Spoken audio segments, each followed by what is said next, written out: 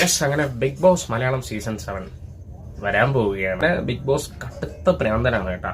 ഇത് എന്ന് വരും എന്ന് കാത്തിരിക്കുകയാണ്.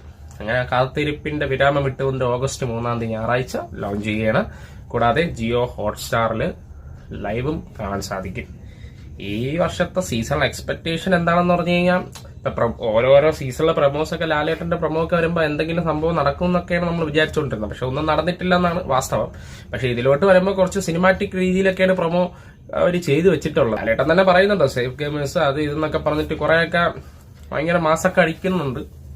കണ്ടു തന്നെ അറിയാം. എന്തായാലും വെയിറ്റിംഗ് ആണ്. നല്ലൊരു സീസൺ ആവട്ടെ. അതുപോലെ തന്നെ ഗെയിമൊക്കെ കുറച്ച് നല്ല സ്ട്രോങ് ആവട്ടെ.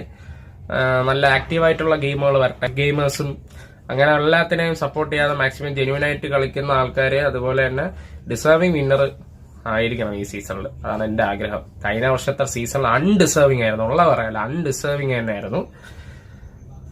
ഞാൻ വിചാരിച്ച 2 ആൾക്കാരിൽ ഒരാള് ആയിരുന്നെങ്കിൽ ഓക്കെ, പക്ഷെ അൺഡിസേർവിംഗ് എന്ന് ഞാൻ പറയാം. ഈ വർഷത്തെ സീസൺ ഡിസേർവിംഗ് ആയിട്ടുള്ള ആള് വിൻ ചെയ്യട്ടെ. അപ്പോ ബിഗ് ബോസ് മലയാളം സീസൺ 7 പൊളിക്കുമെന്ന് വിചാരിക്കുന്നു.